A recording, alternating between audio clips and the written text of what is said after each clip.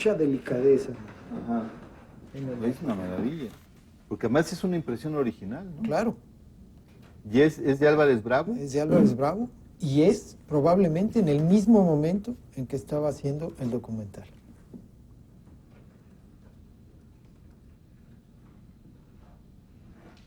Para que veas de lo que encontré de los archivos de mi papá.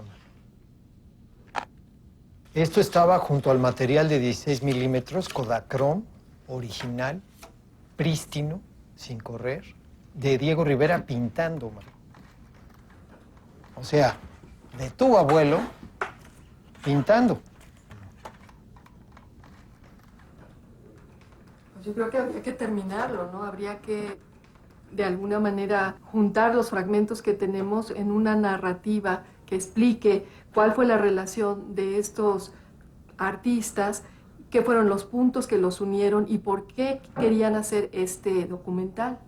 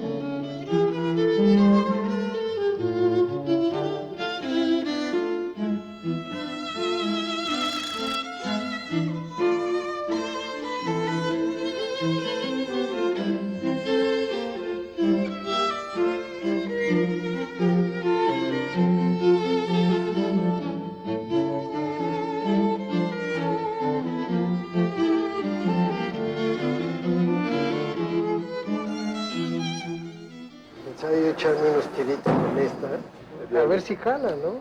Está bien. Pero pues es una maravillita que todavía puede estar funcionándonos y acompañándonos en este material, ¿no?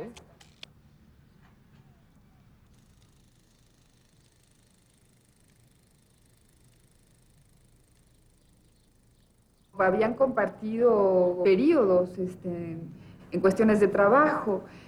Mi padre había fotografiado la obra de Diego durante varios años y había trabajado en el cine con tu padre en varias películas. Así que ya había, digamos, algunos vínculos ahí. Fíjate que ahí comparten Diego y Figueroa algo muy claro. O sea, la conciencia de que el cine y el muralismo sirven para contar una historia.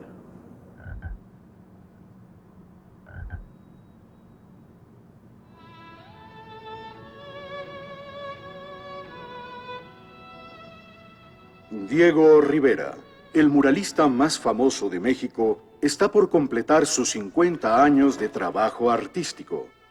En el espléndido Palacio de Mármol Blanco, el Instituto Nacional de Bellas Artes ha abierto una muestra retrospectiva de su obra. 500 cuadros han sido recopilados de varios países y etapas de su larga y fructífera vida. Una sección completa de la exhibición está dedicada a fotografías amplificadas de los murales, hechas por la hermosa fotógrafa Tina Modotti y el afamado Manuel Álvarez Bravo.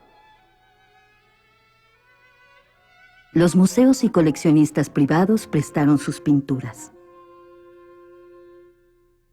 Nelson Rockefeller y señora, así como la esposa de John D. Rockefeller Jr., olvidando la controversia que terminó en la destrucción del mural del Rockefeller Center en Nueva York, facilitaron sus extensas colecciones de dibujos y acuarelas de Rivera.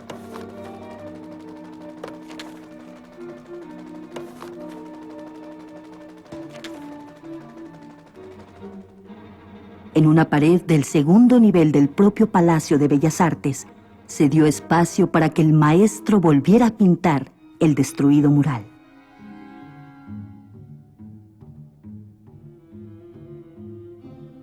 Diego dijo de su exposición: el Instituto Nacional de Bellas Artes, que no había hecho nada por proteger mis intereses, organizó una exposición retrospectiva de mi trabajo de los últimos 50 años. La idea se tuvo, estoy seguro, como un medio de apaciguarme y de compensarme.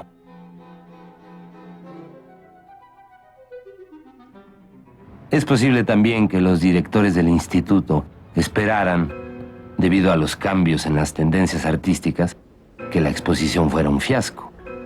Si así fue, deben haberse sentido muy desencantados. Desde la noche en que se inauguró hasta el último día que estuvo abierta, una corriente continua de entusiastas espectadores desbordaba literalmente el cupo del Palacio de Bellas Artes, que alojaba la exposición. Irónicamente, el presidente Miguel Alemán fue obligado por la abrumadora ovación del público a declarar a través de la radio que yo era un verdadero genio del arte. Esta apreciación del jefe del Ejecutivo de México me pareció de lo más divertido.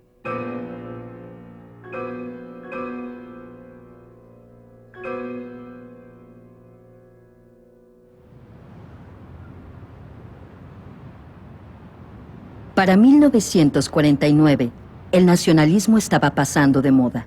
La revolución, a partir de la consolidación del PNR con Lázaro Cárdenas y del fin de los presidentes militares, tomó con Miguel Alemán el rumbo de abrirse a un futuro de inversión extranjera y privada. México, como el país del despegue industrial.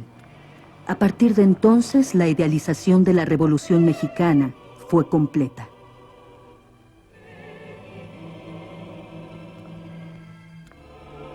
El hombre nuevo que se esperaba surgiría de un sistema social que favoreciera la igualdad de oportunidades para todos, no se hizo realidad ni en México ni en ninguna otra parte del mundo donde se llevaron a cabo otras revoluciones. El pueblo, idealizado como protagonista de la historia, pasó a ser un mito, una ficción.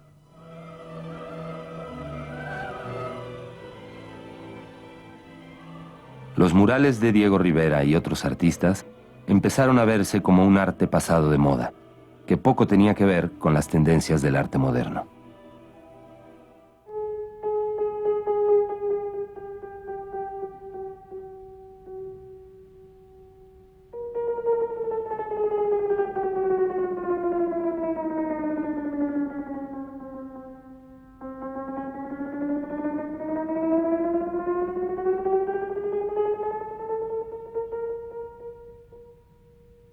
Yo tenía admiración por ellos, ¿verdad? Pero, de todos modos, sentía yo que había una repetición, había una especie de fórmula, se había convertido en una especie de callejón sin salida, ¿no? El movimiento nacionalista mexicano es una consecuencia de la Revolución Mexicana.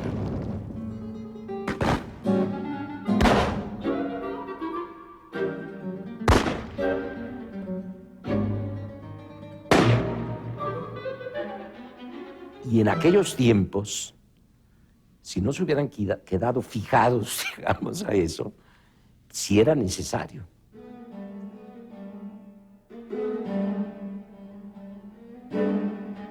Para situar el nacionalismo en México tiene que hablarse en primer término de Diego Rivera. Es la personalidad que centra, que le da un carácter a las transformaciones artísticas del nacionalismo y el que hace que el nacionalismo de una doctrina que podía en momentos ser muy destemplada o muy ridícula o excesivamente política, se convierte en una fuerza cultural.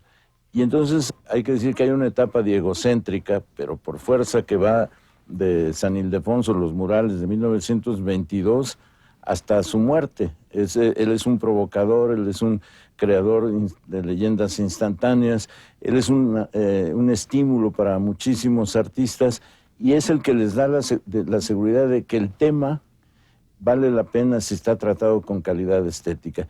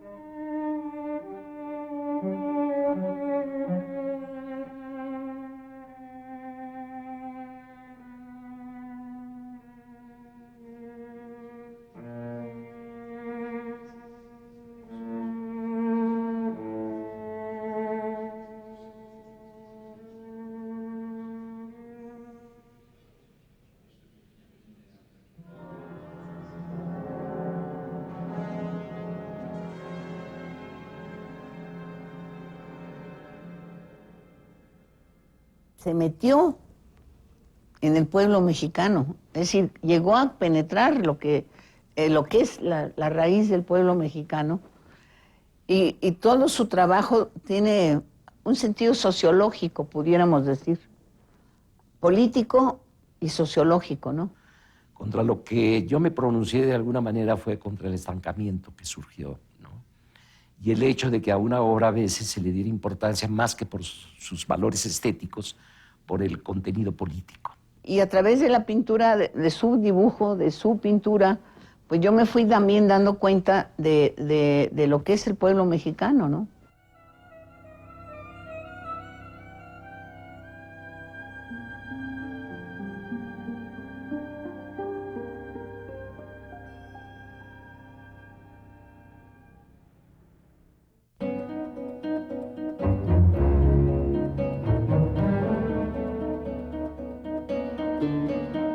Diego María Concepción Juan Nepomuceno Estanislao, como sus nombres indican, fue muchos Diegos. Un hombre que supo reinventarse muchas veces, inclusive enfrentándose al espejo de sus autorretratos, creando con sus anécdotas y modo de vida una ficción de sí mismo. Uno de los grandes muralistas mexicanos, José Clemente Orozco, a quien Diego llamaba mi héroe favorito, dijo ácidamente de Diego con ironía y sarcasmo. Diegov Riverich Romanov, pobre fat man, potentado, mastodonte, líder folclórico, el Sorolla tlaxcalteca, la pianola de la pintura. Las pianolas no se cansan, basta meterles otro rollo. Impresionista, cubista, primitivista, etcétera, etcétera, etcétera, para que toquen sin cesar, no se cansan.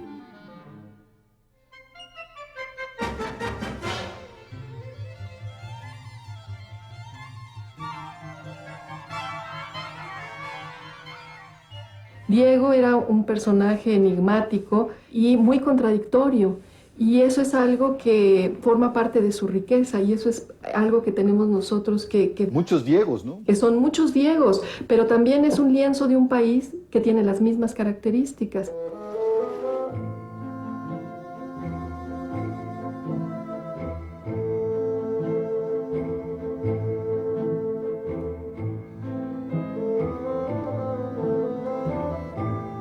Siendo una personalidad tan pública y controvertida, al verdadero Diego pocos lo conocieron realmente.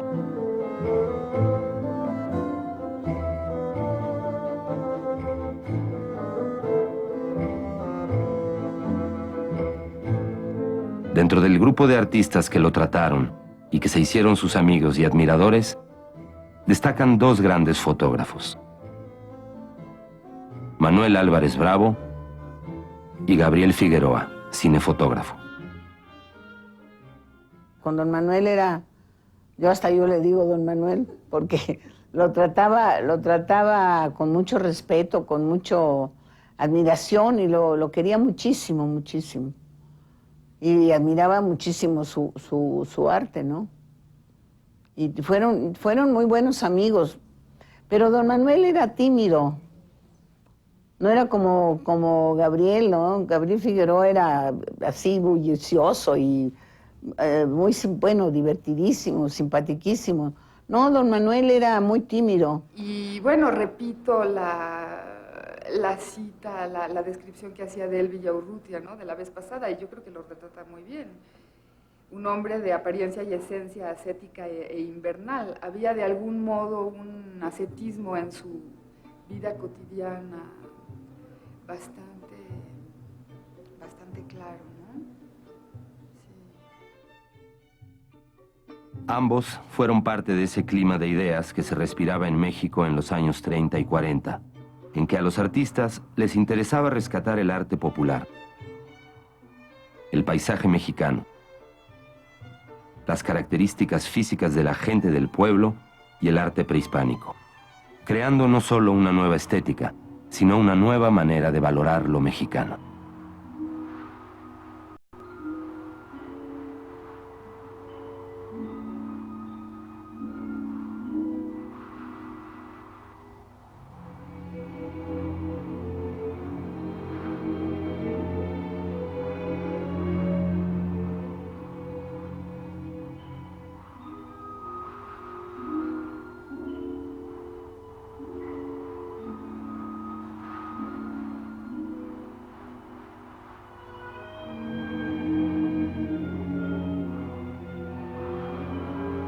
Rivera fue admirador y conocedor tanto de fotografía como de cine. Y siendo Gabriel Figueroa y Manuel Álvarez Bravo admiradores y amigos del pintor, quisieron unirse al homenaje de los 50 años de labor artística de Rivera haciendo un cortometraje. Figueroa convenció a Rivera de participar en la filmación, en la cual Diego sería el protagonista. ¡Qué mejor homenaje que un retrato en movimiento!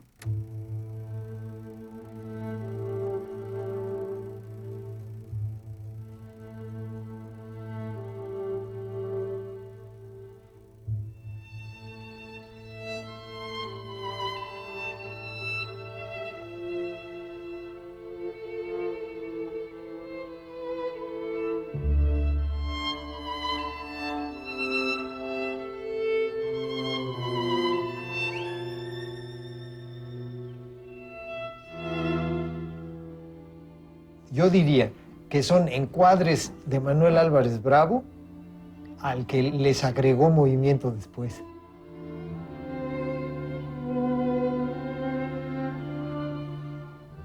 La manera en la que está filmado este material es el punto de vista de un fotógrafo de foto fija, no de un cinematógrafo. Exactamente. Ahí hay una aportación o hay una estética propia. Los roles de cada uno de ellos se trastocan, ¿me entiendes? O sea, el fotógrafo de fijas, que era Manuel Álvarez Bravo, terminó siendo el camarógrafo. El camarógrafo profesional, que era Gabriel Figueroa, termina siendo el productor, ¿no? Y el actor, supuestamente, termina dirigiendo las escenas.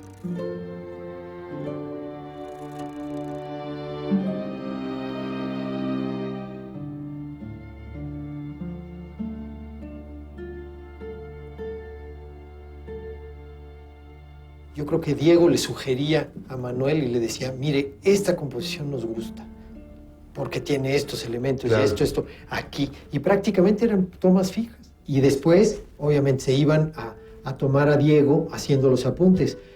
Pero fantástico, porque nunca se ve lo que está pintando.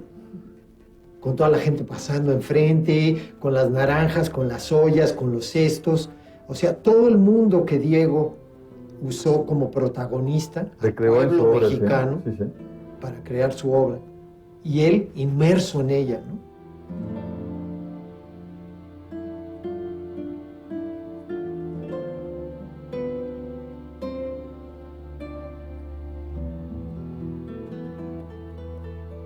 Su condición hercúlea es uno de los elementos principales de su mito. Pantagruélico, excesivo, ambiguo por antonomasia, de una fragilidad como de gigante tierno y tristón.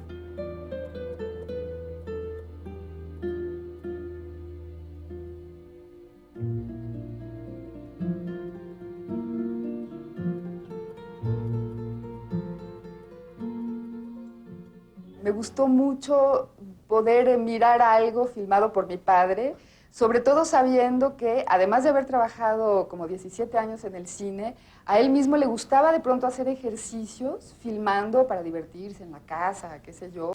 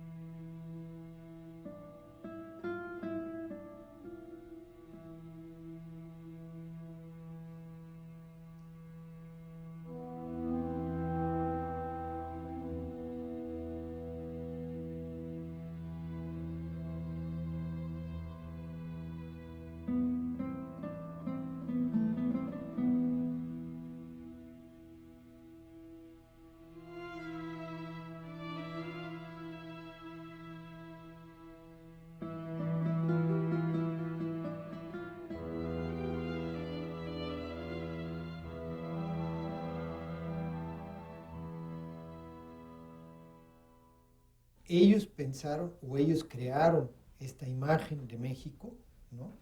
¿Y qué es lo que pasó con eso hoy día? ¿No sería eso lo que estamos buscando aquí?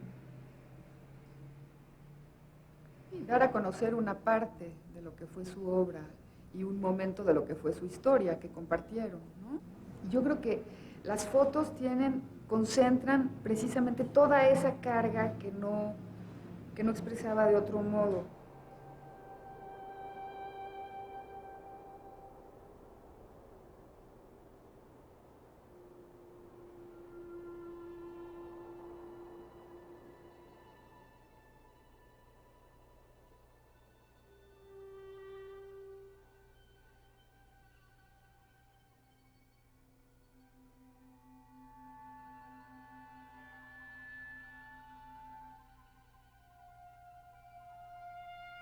Pues mi herencia principal fue la política.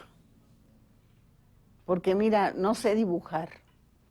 Mi padre el artista y mi padre el padre eran uno solo de algún modo, porque prácticamente la vida cotidiana era mi padre trabajando. Entonces no había realmente una separación muy clara. Y nos íbamos a sus producciones y a sus filmaciones y me quería que yo hiciera los stills y entonces me ponía detrás de cámara y entonces como que me quiso jalar, ¿no? Yo pensaba además que mi padre no era un hombre de valía como podía ser un notario, ¿no? Admiraba yo a los niños que sus papás eran notarios. En cambio yo decía, mi papá pues es un pintor, ¿no? Y a mí lo que me pasa es que me produce una sensación de humildad, ¿entiendes? O sea, yo nací en la casa digamos, del rey, o sea, del dios del Olimpo, ¿entiendes? Sí. Del que ya había ganado todos los premios.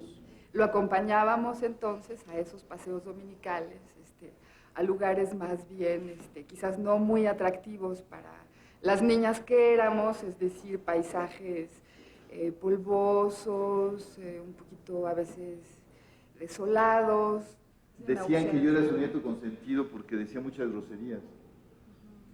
Sí. Quítese, muchacho cabrón. No sé qué le decía, abuelito pendejo. Y entonces, este es mi nieto. Sí. Pero en realidad yo no tengo estos recuerdos.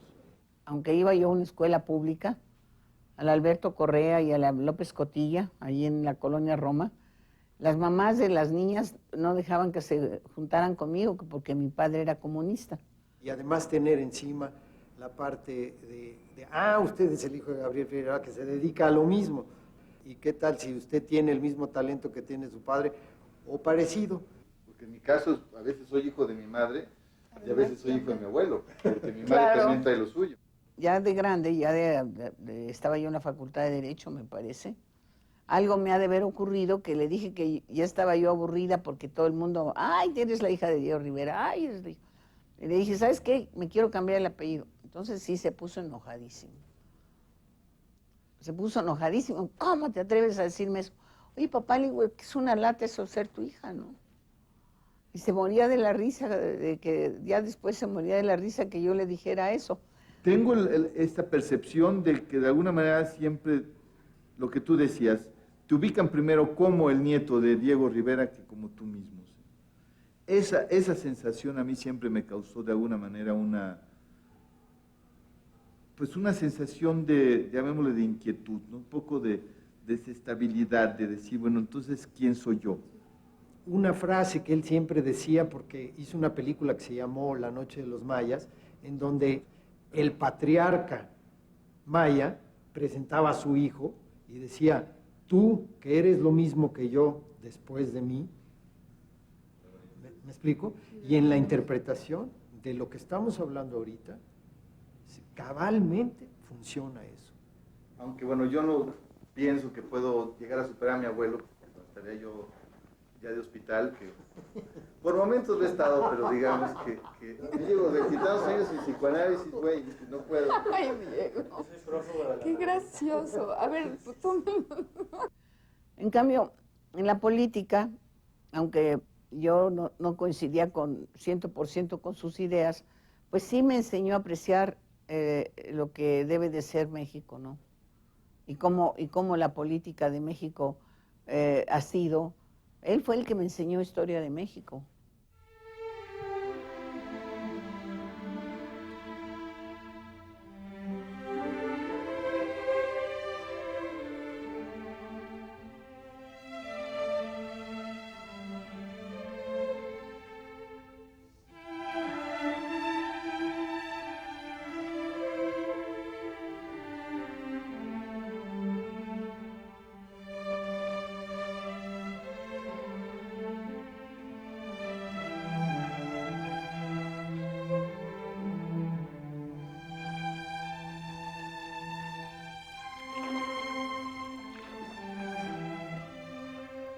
El eje del nacionalismo no es la fuerza o el aplastamiento de la realidad.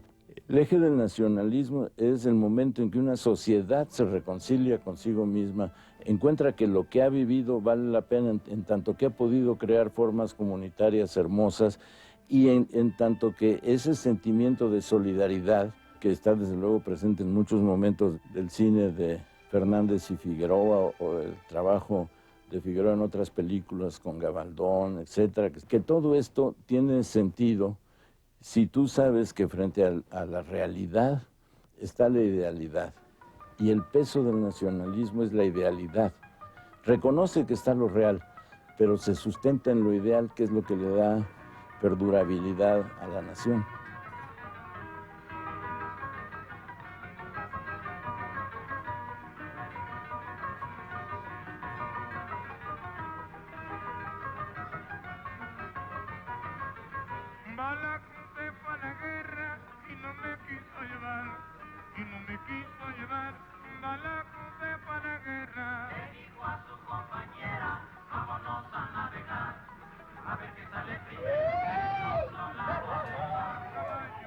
Este pueblo, al convertirse en una hazaña o en una fuerza épica, transforma la realidad en la que vive.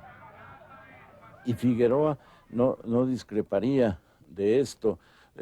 La gran secuencia de Río Escondido, cuando el pueblo se hace justicia por propia mano contra el cacique, que es Carlos López Moctezuma, es un momento de conversión de una comunidad en una épica, si tú quieres destructora, pero en una épica.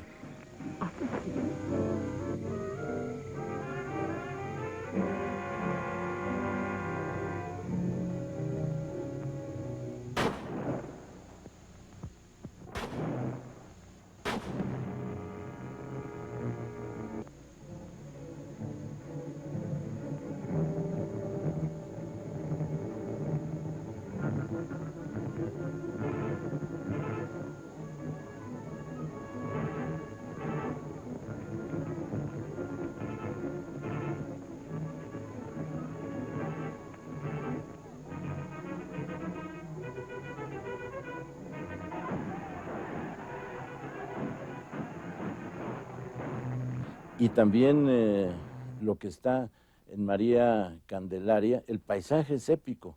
Lo que Figueroa hace muy bien es darle al paisaje de Xochimilco, que alguna vez existió, darle esas categorías de hazaña, de epopeya.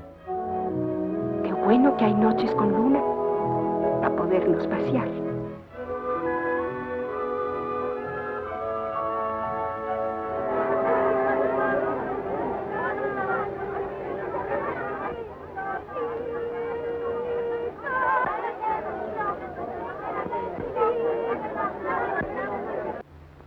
María Candelaria, mira para acá.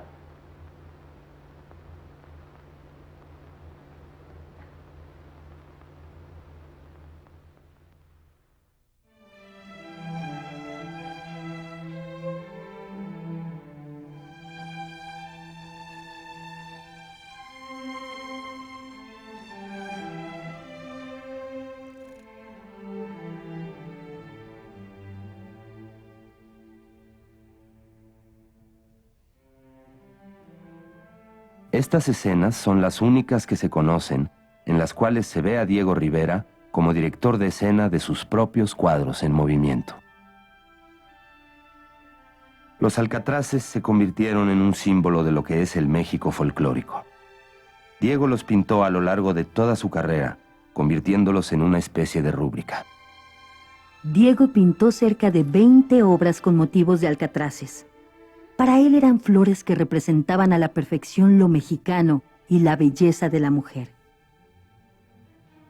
Curiosamente no son flores de origen mexicano, sino provienen de Sudáfrica.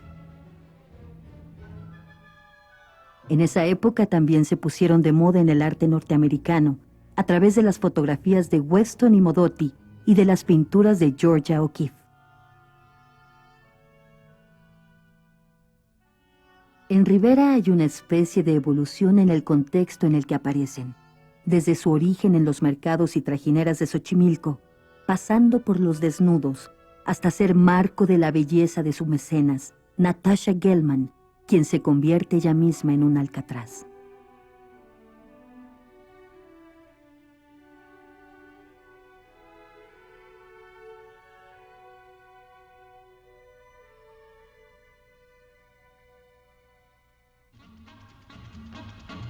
Hoy están en todas partes repetidos como íconos. Están en reproducciones baratas, en los óleos de cualquier aspirante a pintor y hasta en zapatos de lujo. Este tema, salido del arte popular, se ha vuelto hoy parte del horizonte de imágenes recicladas.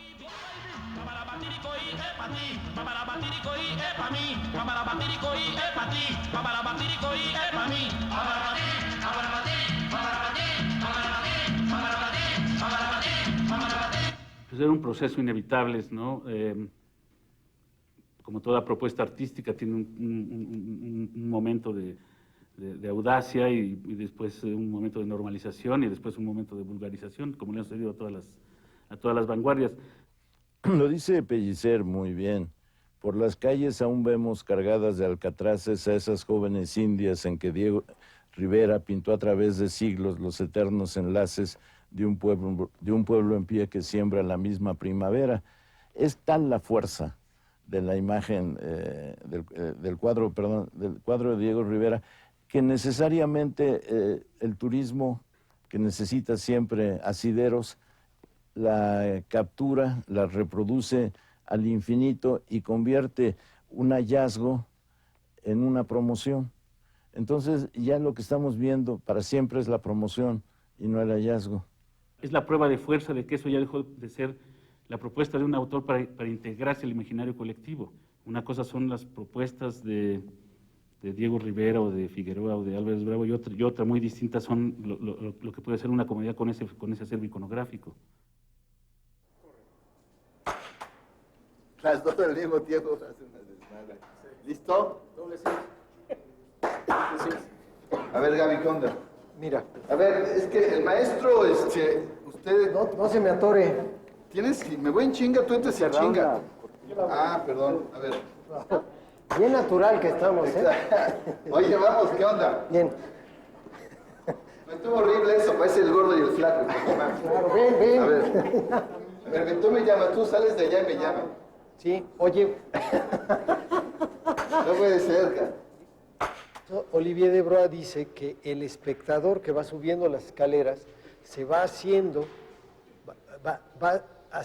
con el ojo la relación de unas figuras con otras, como si fuera una secuencia cinematográfica. Okay. Entonces la idea era de tratar de hacer los 360 grados en los 3 pisos. Cosa que está medio en chino. Para que el espectador realmente tenga la sensación de que está caminando con la vista, digamos, caminando con la vista. Es un todo continuo, pues. Exactamente, en un continuo que nunca va a haber, que esa es la magia del cine. Está bien. La magia del cine es que enseñarle a la gente lo que no ve. ¿Qué falta, Gaby, tú ya estás. Permíteme tantito, nomás estoy acabando de darle los toques finales a la iluminación, me voy a tardar 10 minutos todavía. Okay. A ver, Ok, córrela.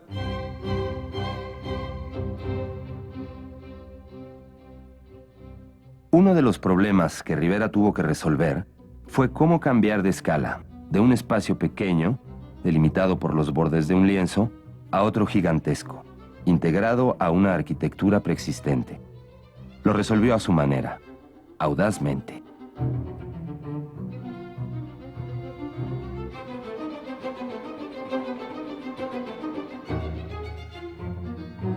Como marxista, Diego Rivera concebía la historia como un proceso dialéctico, en el que cada época desmiente y complementa a la anterior, delineando una imagen del futuro. Diego intentó reconstruir esta lógica en el espacio de sus murales.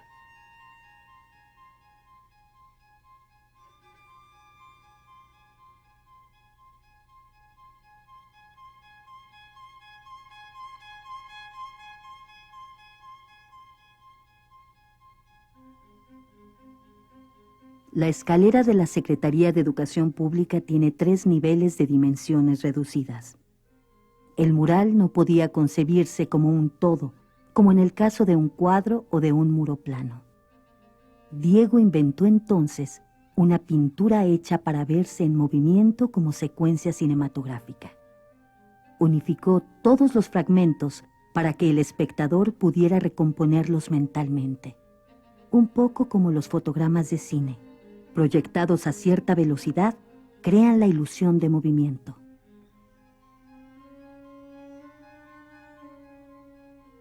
En los 3 niveles hay 3 historias aparentemente sin relación entre sí, pero integradas de tal forma que ninguna se concibe sin las otras.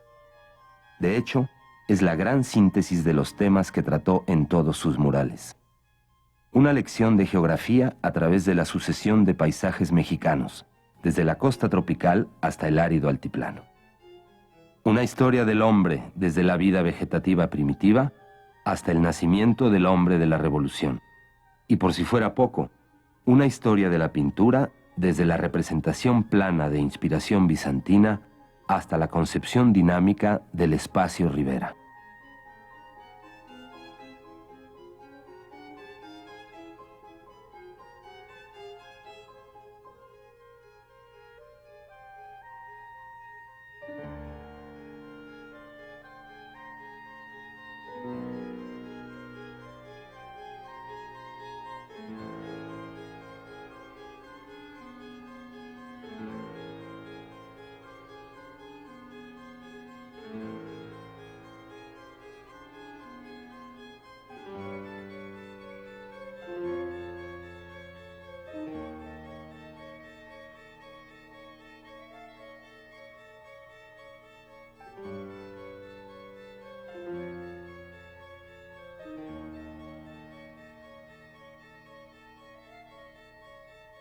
Hasta arriba de la escalera, pinté lo que, según mi propia estimación, es uno de mis mejores autorretratos.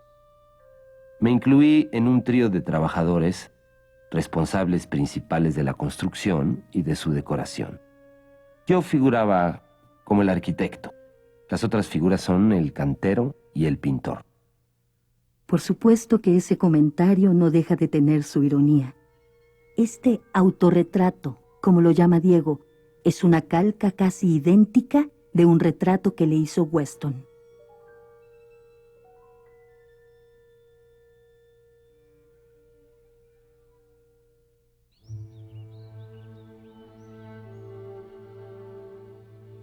Fue Tina Modotti quien llevó a Edward Weston a conocer al maestro a la Secretaría de Educación Pública.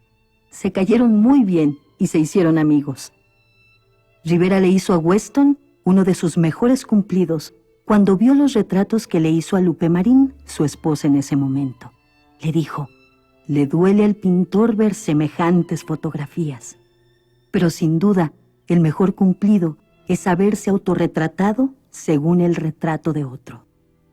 Un día les dije a Edward Weston y a Tina Modotti mientras estábamos viendo su trabajo: estoy seguro que si don Diego Velázquez hubiera nacido en nuestros días, hubiera sido fotógrafo. Y yo creo que Weston y su alumna Tina están dentro del mismo orden. Son equiparables a pintores y a otros artistas expresivos del más alto rango y categoría. A Diego no se le conoce como crítico de arte y menos como poeta.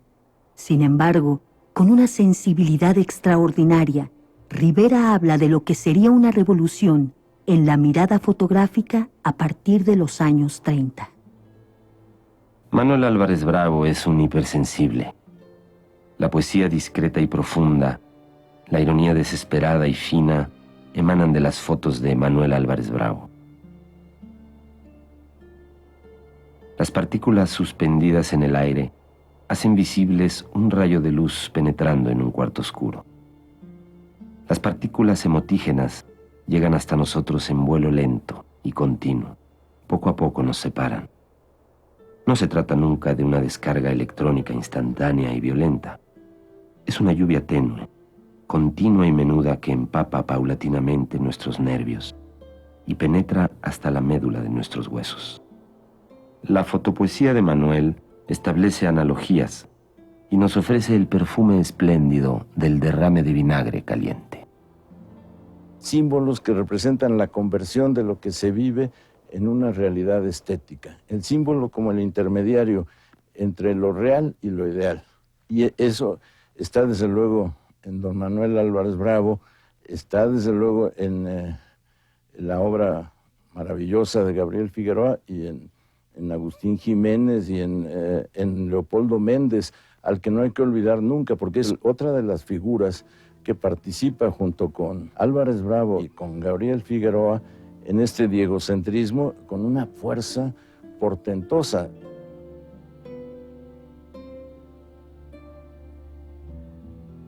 Álvarez Bravo sabe dar a la imagen producida a través de la cámara un exacto valor de sueño.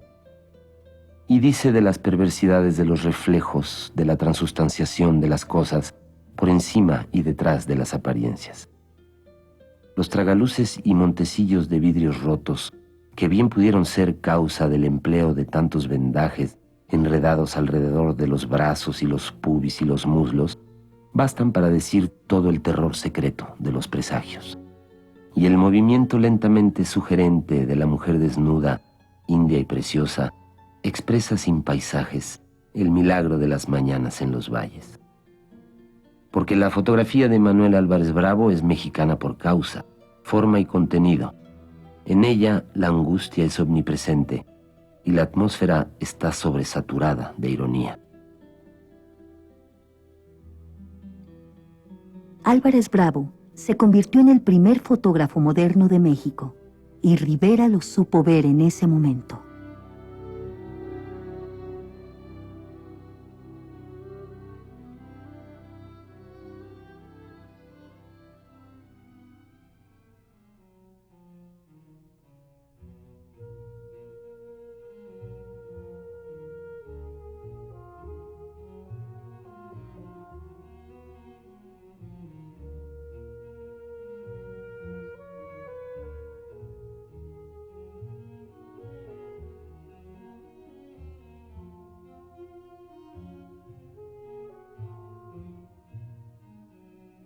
Este material, que es filmado con muchas carencias, no tiene ni sonido siquiera.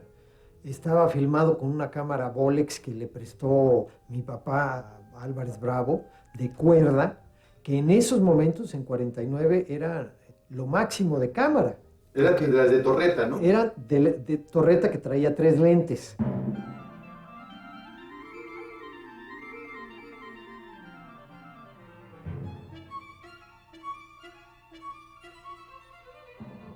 Entonces, si no le atinabas bien a la ranura de donde iba el lente que querías usar, viñeteaba un poquito. Y hay algunas tomas que se ven viñeteadas. ¿Y no era reflex tampoco? No era reflex, tenías que ver por un finder al lado. Que también eso en algún momento se nota, ¿no? Que los encuadres no necesariamente corresponden con lo que probablemente el maestro Álvarez Bravo vio.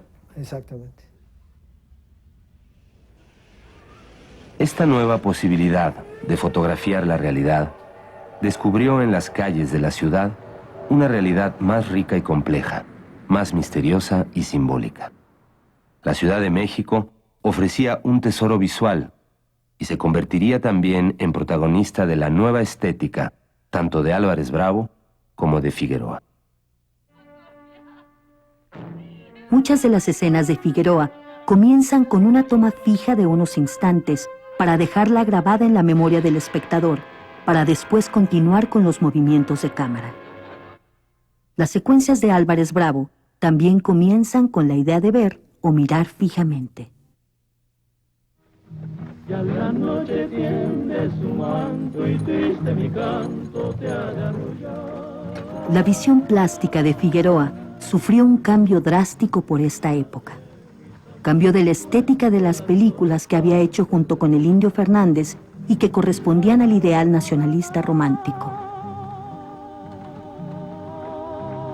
Figueroa se decidió a dar un paso gigantesco en su carrera al empezar a trabajar con Luis Buñuel en Los Olvidados, justo en 1950. La épica rural, campesina, que proponía Indio Fernández y que lo ayudó a encarnar visualmente Gabriel Figueroa, es un México que ya no está dentro de las promesas de la modernidad mexicana de fines de los años 40.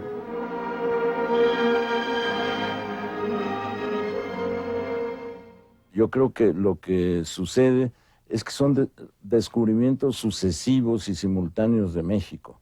México también de pronto ya en la década de 1940 es la ciudad con los cabarets y con las calles y con los amaneceres en Onoalco y con la idea de que ese pueblo que se trasladó del campo a la ciudad continúa siendo eminentemente mexicano porque no ha renunciado a sus facciones, no ha renunciado a sus creencias, continúa a la vez guadalupano y orgiástico, lo que se quiera.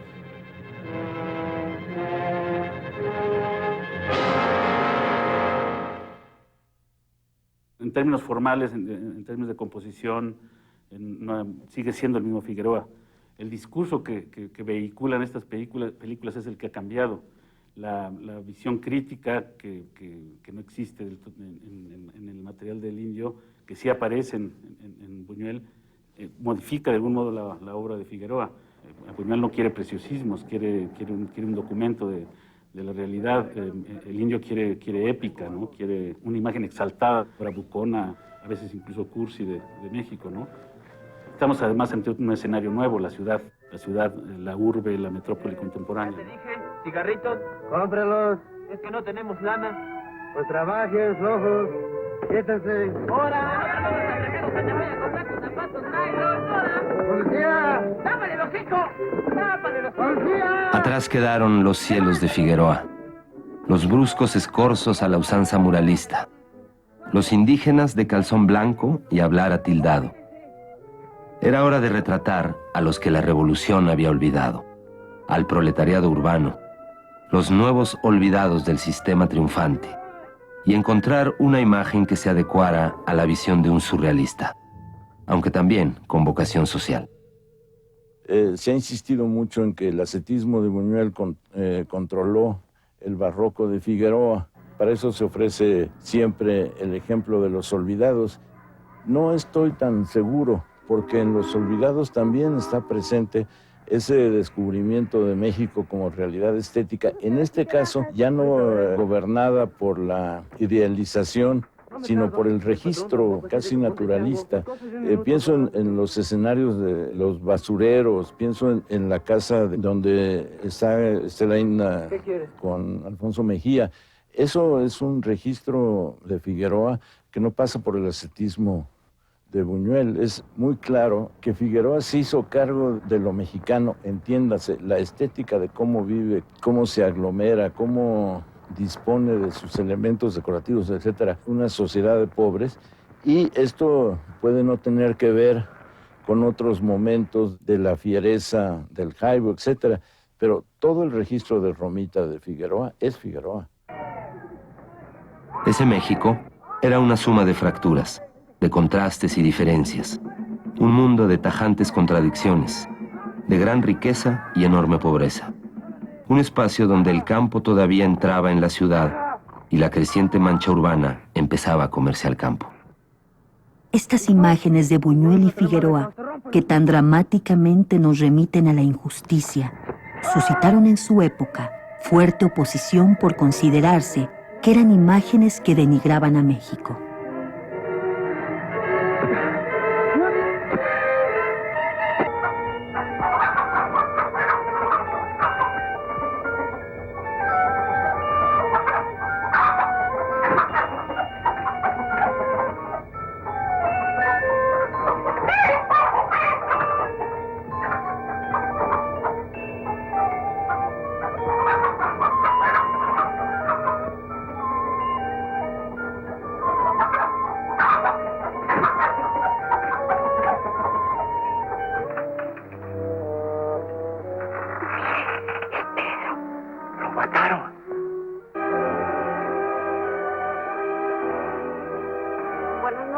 Bueno. Buñuel fue persuadido por los productores a filmar 2 finales para Los Olvidados. Uno feliz, que desmintiera el crudo final por el que Buñuel apostó.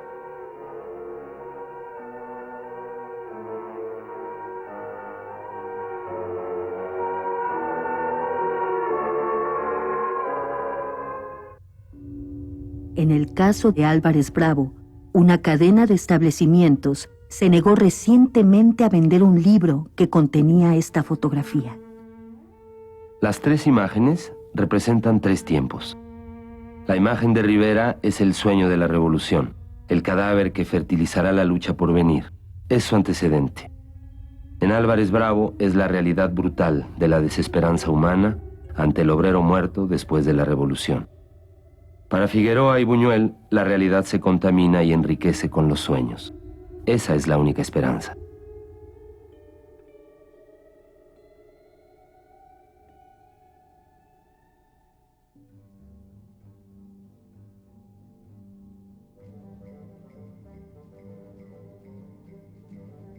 Diego B.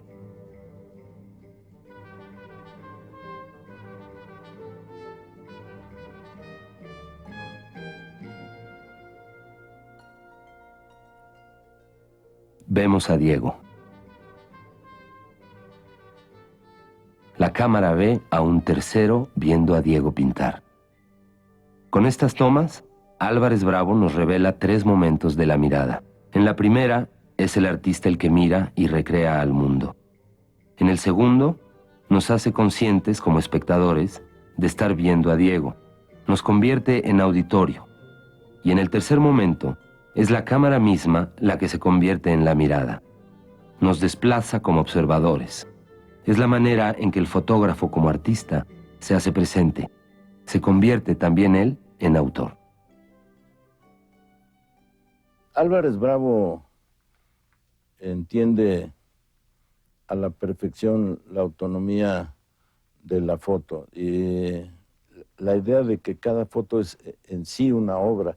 Eso no es posible pedírselo a un muralista que tiene que ocupar no sé cuántos metros y a un camarógrafo que tiene que registrar momentos muertos.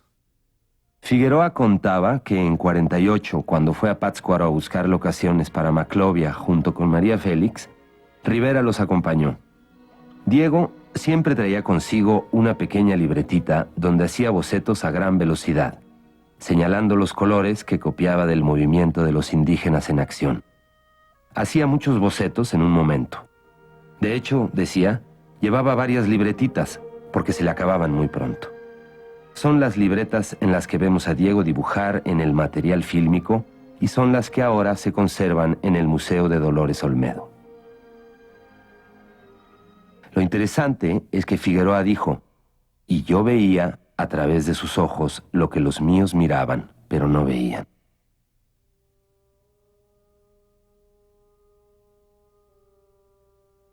Parábola óptica es, si algo, un registro onírico. Y lo onírico en ese momento se identificaba profundamente, el sueño era una forma de la poesía. Lo que se ve en realidad es una multiplicación de la realidad y que a veces incluso lo más realista esconde fugas hacia otras dimensiones. También un ejercicio de reflexión, de ver, de ser observado por lo que uno está mirando. Es una pieza fundamental para comprender el avance que significó una fotografía que no se plegó estrictamente al registro, que no se asumió estrictamente como testigo realista, sino que problematiza y reflexiona sobre el mismo hecho de mirar. Es a su vez un ojo y se refiere a un negocio de una óptica. El tema de mirar es el propio tema de esa pieza. En la parábola óptica se ha invertido el negativo en un intento de autorreflexión. Es la propuesta de ver el inverso de la realidad, pero a pesar de que la imagen está invertida, los ojos se siguen viendo igual. Esta imagen alude a otra realidad. Es como si el espejo no nos regresara la mirada, sino la continuara. La imagen es una metáfora de todas las experiencias de la vida. La idea de la inversión, la idea de los opuestos, la idea del dentro y del afuera, de realidad y ficción, de sueño y vigilia. y nos brinda la oportunidad de esta experiencia como obra de arte.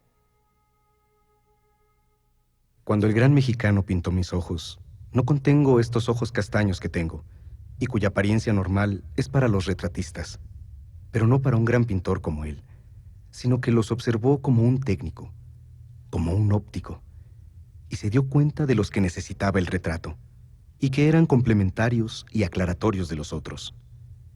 En el ojo redondo está sintetizado el momento del deslumbramiento, y en el ojo entornado y largo, el momento de la comprensión.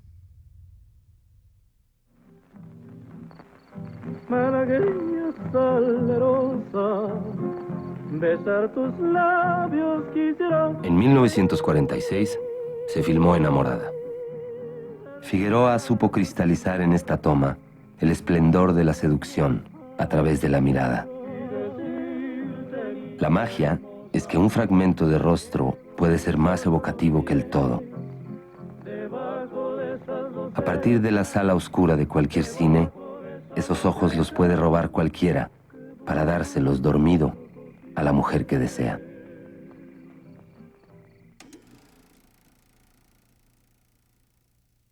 El maestro pinta a Dolores del Río y en el retrato aparece otra cara. Una mujer más joven, con ojos de venado. Diego también ha sucumbido al poder de la cámara. Accede a posar de Diego pintando a Dolores. En esa toma de 1949, todos fingen, pues el retrato fue terminado un año antes de ser filmado. Es una reconstrucción del momento original.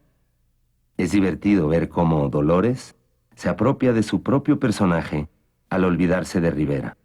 Su pecho, su aliento y su mirada, trasnochadamente seductora, son para la cámara, no para el maestro. Ella sabe ser, ante todo, actriz.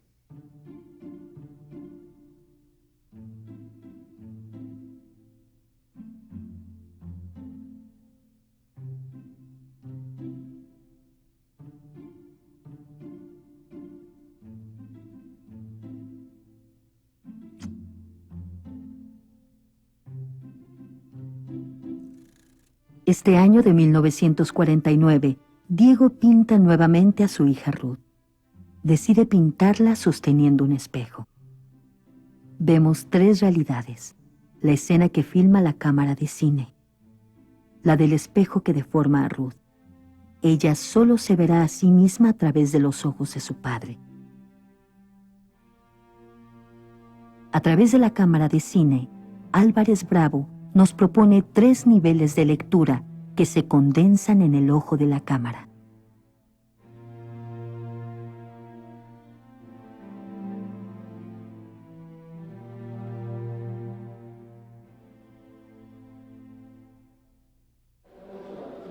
Sí. Gracias, John.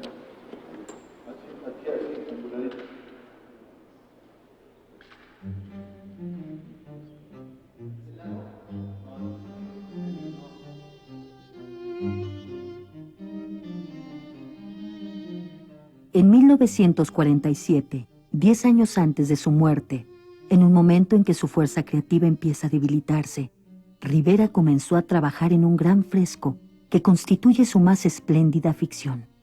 Lo tituló Sueño de una tarde dominical en la Alameda Central.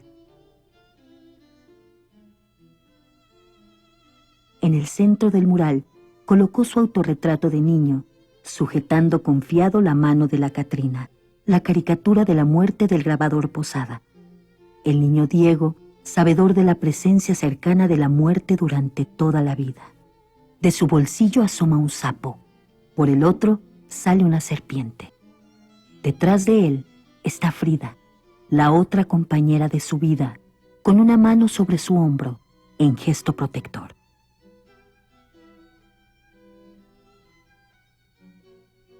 El mural representa el espectáculo histórico de México visto a través de los ojos de un niño, pero también es una autobiografía, la crónica de un sueño, no del obrero o campesino que duerme en una banca, sino un recorrido por los personajes de sus mitos y obsesiones.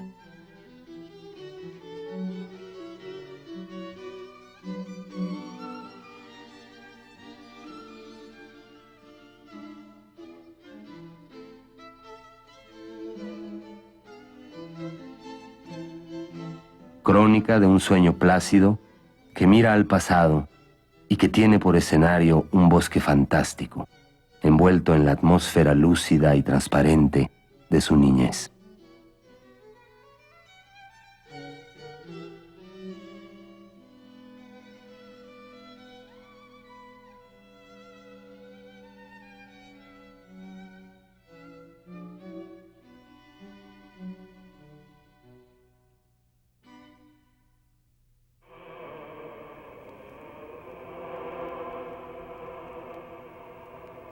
Este es un sitio que ningún hombre ha visto todavía, y hay aquí cosas que debes aprender. Ven, mira, Macario, esta es la humanidad. Aquí ves arder las vidas tranquilamente. A veces soplan los vientos de la guerra. El tratamiento de la imagen que hizo Figueroa en Macario la convierte en su testamento artístico. Aquí se decanta lo mejor de su estilo clásico. Fue la última película en blanco y negro que ganó grandes premios. Regresó tarde, siempre a la puesta del sol. Y ahora que se había ido tan contento. ¡Macario! ¡Acá está!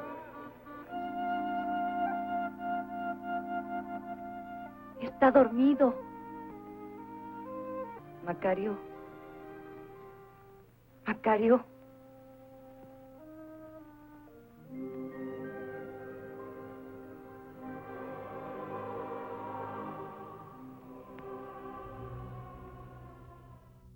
La muerte en Manuel Álvarez Bravo es tema recurrente. Generalmente es una interpretación poética, otras veces satírica, cuando contiene temas populares, o puede ser hasta macabra.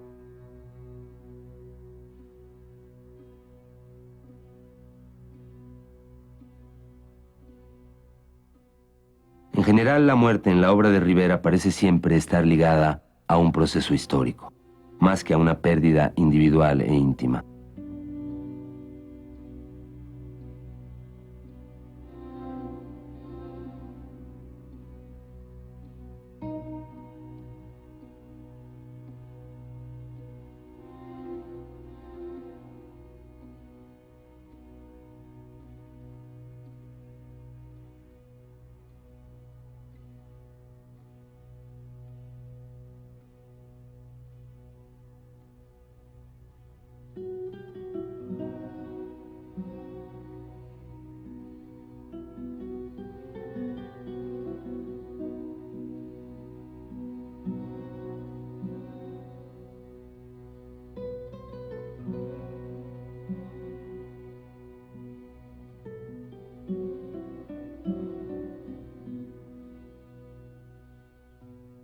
Rivera perdió a su hermano gemelo en la niñez y en París perdió también a su pequeño hijo Dieguito. Estas muertes trágicas tal vez le impidieron representar la muerte como reflejo del dolor personal.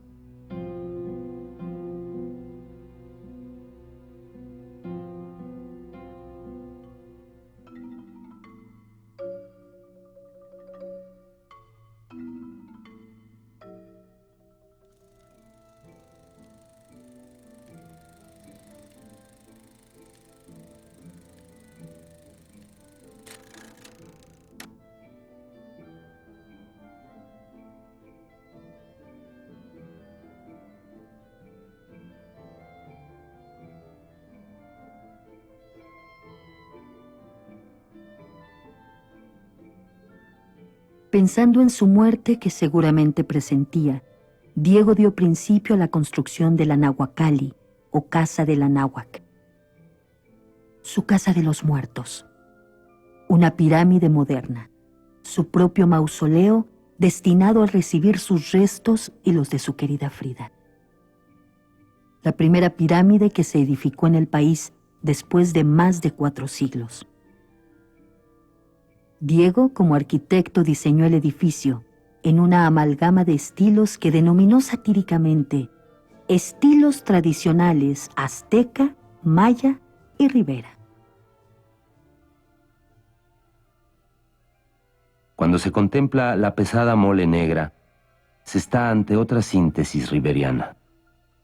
Templo de dioses muertos, pirámide trunca, museo, pero a la vez estudio de artista. Y finalmente, su tumba.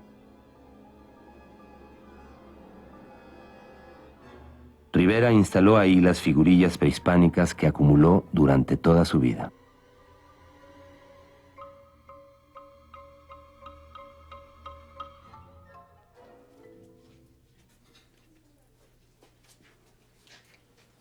Es que verdaderamente esto es... Impresionante, ¿no? De aquí hay las 40,000 piezas que se dicen rápido, pero fue el resultado de toda una vida de coleccionar y de buscar por distintas partes del país. Aquí hay sellos, por ejemplo. Hay otros que parecen más bien juguetes. También había una colección de piezas eróticas. Sí. Yo me acuerdo hace años que estaban en exhibición. Fíjate que yo me imaginaba otra bodega completamente diferente. ¿Cómo te la imaginabas? En la imaginación era un cuarto más grande, con una mesa central y todas las piezas sobre la mesa central.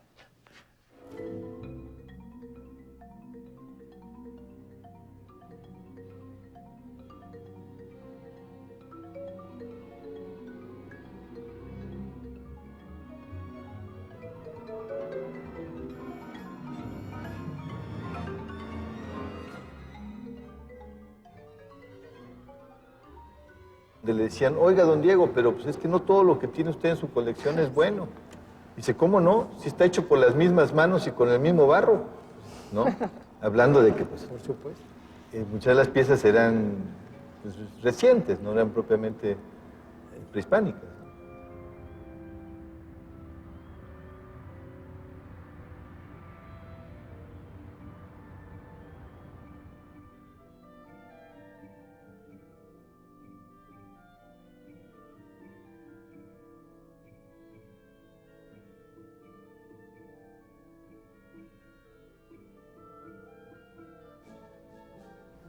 Y aquí tenemos lo que yo creo que es el arco donde don Manuel sitúa a mi abuelo, o mi abuelo fue y se situó para la toma que tenemos. Ahí está la ventana. Exactamente, y claro. Mi abuelo No estaba... estaría aquí. Claro.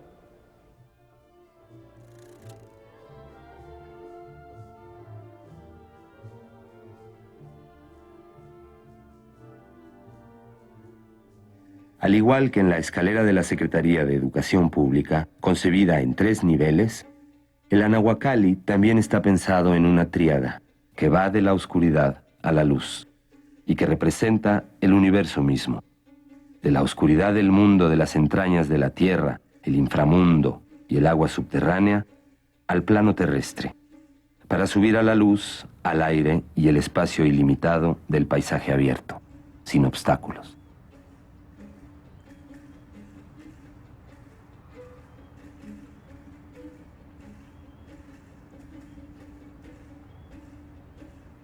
En el último piso está el estudio del artista, desde donde se ve todo el Valle de México.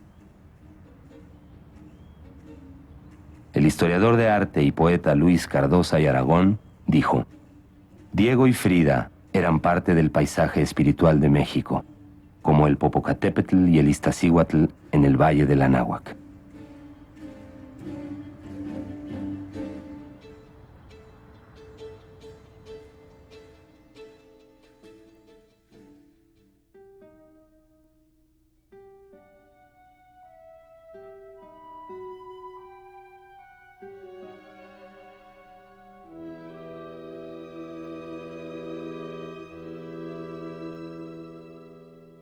Advierto que este retrato de Diego lo pintaré con colores que no conozco. Las palabras.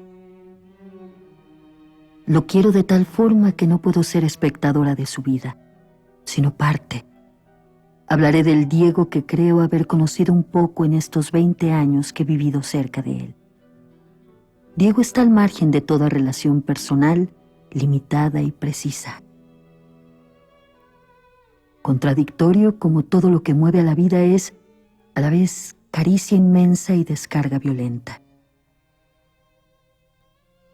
Sus ojos saltones están difícilmente detenidos, casi fuera de sus órbitas, por párpados hinchados y protuberantes como de batracio.